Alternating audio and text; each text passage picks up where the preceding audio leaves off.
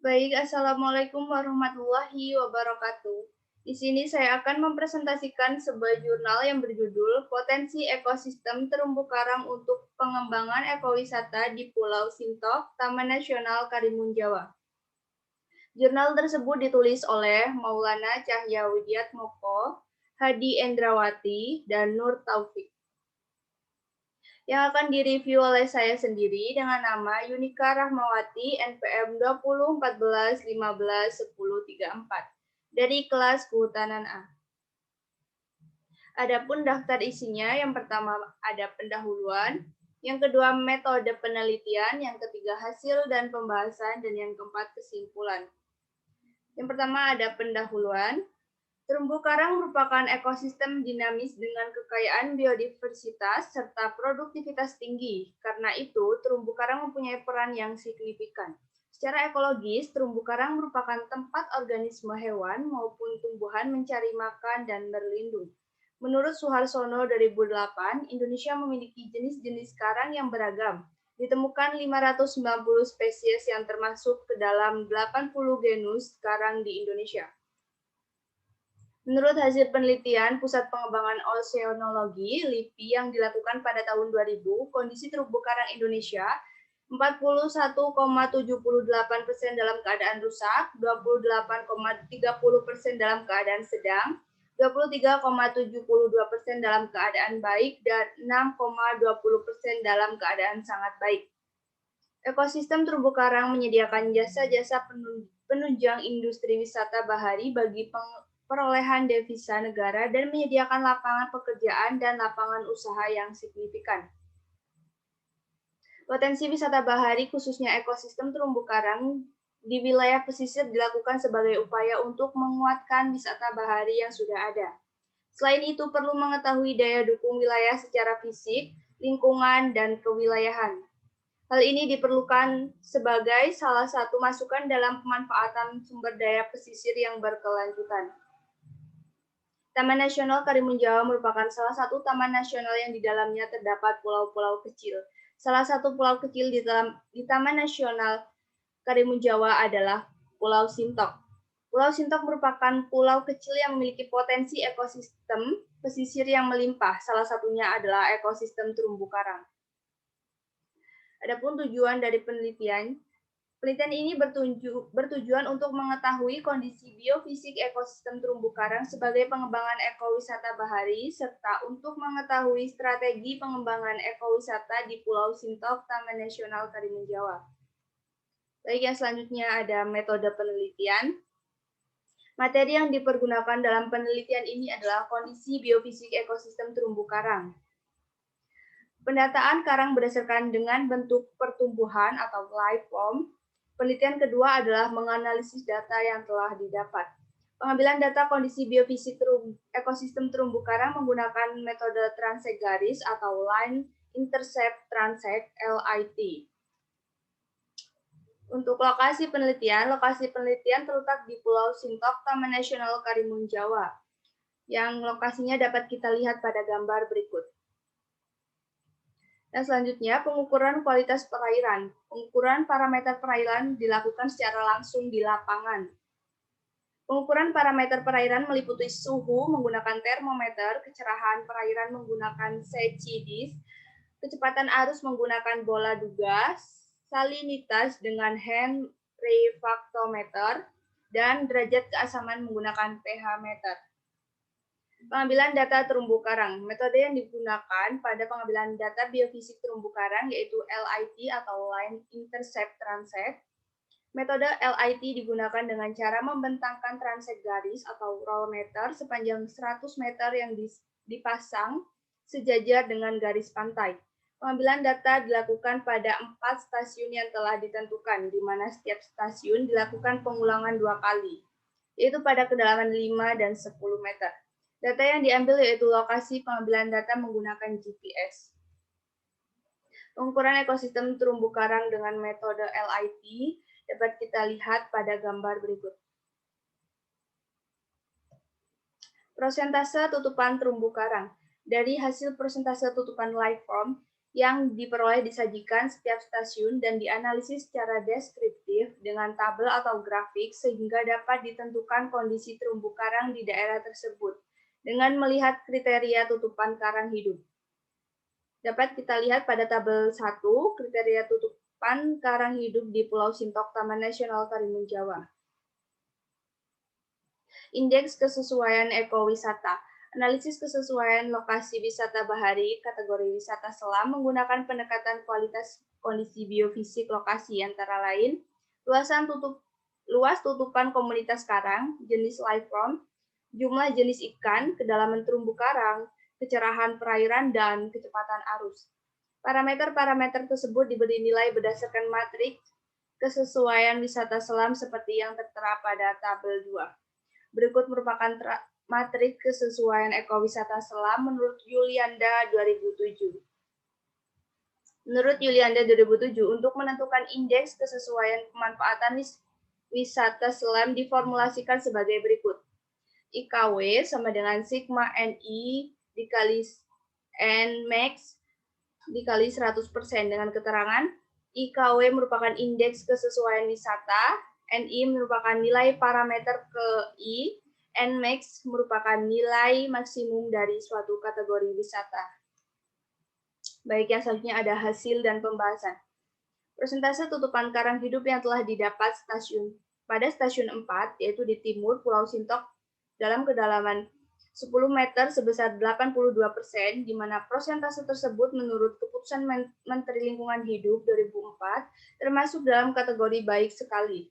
Persentase penutupan karang terendah berada pada sisi stasiun 2, yaitu di barat daya Pulau Sintok, kedalaman 10 meter sebesar 30%, di mana besar persentase tersebut menunjukkan kondisi terumbu karang di titik pengambilan data tersebut dalam kondisi kategori sedang.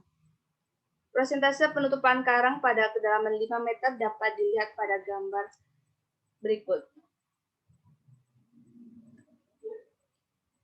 Dari gambar 4 terlihat bahwa persentase penutupan karang hidup tertinggi di Pulau Sintok pada kedalaman 10 meter adalah di stasiun 4. Di stasiun 1 pada kedalaman 10 meter memiliki persentase penutupan karang sebesar 59%.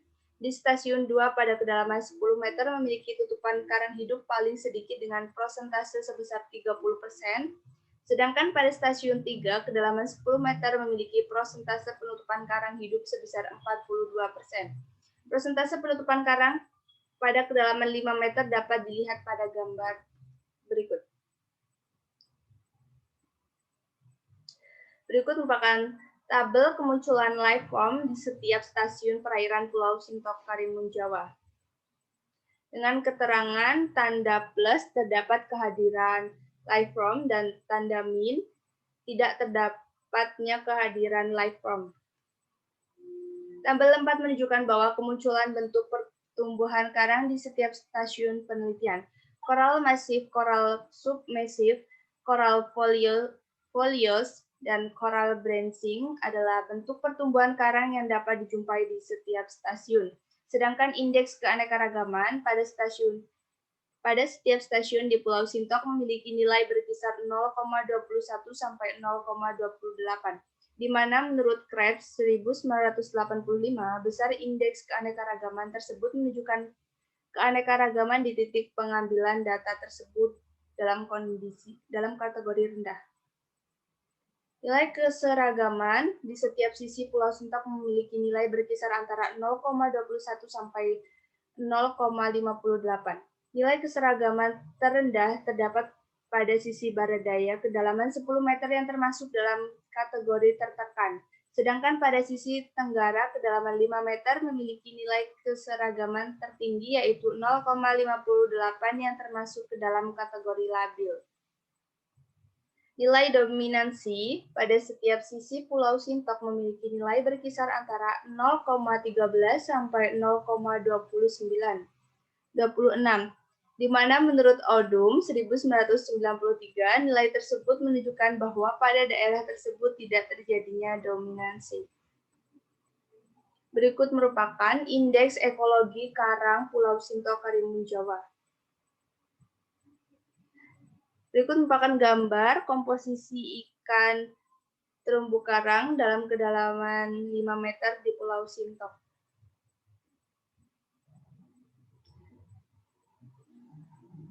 Tabel tersebut menunjukkan data parameter perairan Pulau Sintok di Karimun Jawa.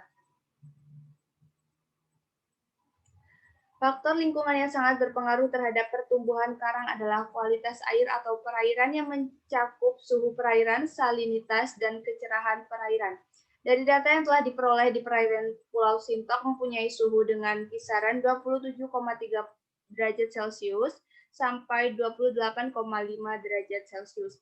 Sehingga dapat disimpulkan bahwa nilai suhu terhadap pertumbuhan karang di Pulau Sintok relatif stabil. Penyebab terjadinya arus diakibatkan oleh daya dorong angin, gerakan termohalion, arus pasang surut, turbulensi, tsunami, dan gelombang lain. Faktor kecerahan juga mempengaruhi pertumbuhan karang karena faktor kecerahan sangat berhubungan dengan intensitas cahaya matahari. Kecerahan perairan merupakan hal yang penting dalam melakukan kegiatan penyelaman. Hal ini menyangkut visibility atau jarak pandang. Perairan Pulau Sintok memiliki kecerahan yang baik karena kecerahannya berkisar 5 sampai 10 meter walaupun belum memiliki kecerahan 100%. Cahaya yang cukup harus tersedia agar fotosintesis oleh zooxanthellae simbiotik dalam jaringan karang dapat terlaksana. Berikut merupakan grafik analisis indeks kesesuaian wisata bahari kategori selam. Rencana pengelolaan kawasan ekowisata di perairan Pulau Sintok dapat dilakukan pemanfaatan dan pengelolaan terumbu karang sebagai kawasan ekowisata bahari kategori selam secara optimal. Terumbu karang dapat memberikan manfaat ekosistem ekonomi yang maksimal dalam jangka waktu lama bagi masyarakat yang ikut berpartisipasi dalam pengembangan wilayah ekowisata ini. Asalkan masyarakat juga ikut membantu pelestarian lingkungan di sekitar ekosistem terumbu karang. Upaya pencegahan dalam kerusakan ekosistem terumbu karang diperlukan untuk pengelolaan kawasan wisata bahari lebih lanjut. Rencana strategi pengelolaan wilayah ekowisata di Pulau Sintok juga dapat dilakukan dengan pengembangan sistem informasi dan kelembagaan. Selain itu juga meningkatkan sarana prasaranya. Pengembangan sistem informasi dapat dilakukan dengan cara yang pertama, penyediaan informasi tentang potensi kawasan selam berdasarkan karakteristik sumber daya. Yang kedua, penyediaan data daya dukung tingkat pemanfaatan terumbu karang untuk kegiatan ekowisata selam. Yang ketiga, penyediaan informasi tentang keselamatan wisatawan seperti pola arus, musim, dan SOP. Baik, yang selanjutnya ada kesimpulan. Berdasarkan kondisi terumbu karang, ikan karang, dan kondisi perairan pada Pulau Sintok, khususnya lokasi penelitian dapat dikembangkan sebagai ekowisata lamun. Hal ini berdasarkan analisis kesesuaian ekowisata yang memiliki nilai IKW atau Indeks Kesesuaian Wisata lebih dari 50 sampai 83%, di mana nilai 50 sampai kurang dari 80% termasuk ke dalam kelas S2 atau suitable dan nilai IKW 83% termasuk ke dalam kategori S1 atau sangat sesuai untuk dijadikan sebagai ekowisata terumbu karang kategori selam. Arahan strategi pengelolaan kawasan pengembangan ekowisata di perairan Pulau Sintok adalah dengan yang pertama, pengelolaan kawasan terumbu karang sebagai ekowisata secara optimal. Yang kedua, perlunya upaya pencegahan kerusakan ekosistem terumbu karang untuk dijadikan kawasan ekowisata. Yang ketiga, pengembangan sistem informasi serta meningkatkan sarana prasarana pengolahan ekowisata. Dan yang keempat, penegakan hukum dan peraturan perundang-undangan demi penerapan pengelolaan terumbu karang secara lestari. Baik, sekian presentasi yang dapat saya sampaikan. Kurang dan lebihnya saya mohon maaf. Terima kasih dan wassalamualaikum warahmatullahi wabarakatuh.